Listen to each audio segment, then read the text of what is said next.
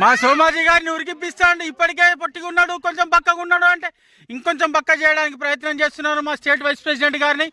తర్వాత ప్రసాద్ గారి బౌలింగ్ లో సతీష్ గారు చిక్క కొడుతున్నారు, క్యాచ్ పడుతున్నారు.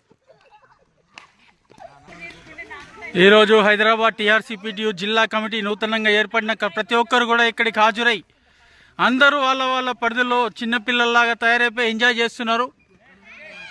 ఇటువంటి ఆనందం జీవితంలో పొందలేము, ఇటువంటి అనుభూతి మళ్ళీ తిరిగి రాదు. ఇందులో మహిళా కార్మికులు కూడా పాల్గొని వాళ్ళ వాళ్ళ పద్ధతిలో వాళ్ళు మాకు సేవలు అందించడమే కాకుండా భోజనాల కాడ నుంచి కూడా వాళ్ళే మాకు అందరినీ సమకూర్చి పెట్టడం జరిగింది. ఈ సంతోషంలో టీఆర్సీపీటీయూ చాలా out out out bat touch అయిపోయింది, బ్యాట్ టచ్ అయింది. అది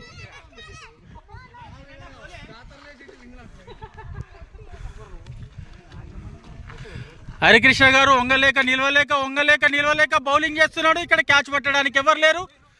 ఆయన స్లోగా కొట్టుకొని ఇంకో 10 బాల్ ఆడాలని చూస్తున్నాడు ఓల్డ్ సిటీ సతీష్ గారు.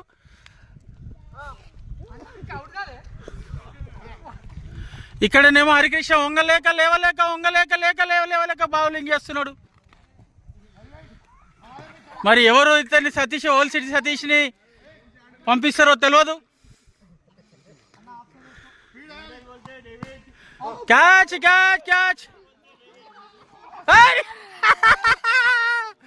మిస్ అయిపోయింది. మళ్ళొకసారి ఆట ఆడడానికి డేవిడ్ గారు క్యాచ్ పట్టడానికి ప్రయత్నం చేసిండు, కానీ మిస్ అయిపోయింది. శ్రీనివాస్ గారు కూడా నిలబడ్డాడు గాంధీ బొమ్మలాగా.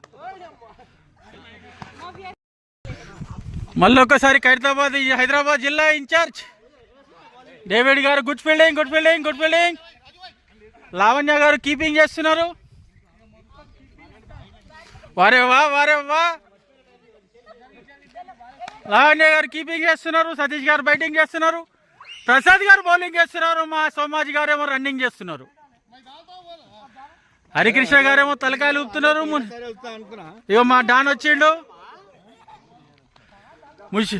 మెహదీపట్నం నుంచి, మా డాన్ వచ్చేసిండు.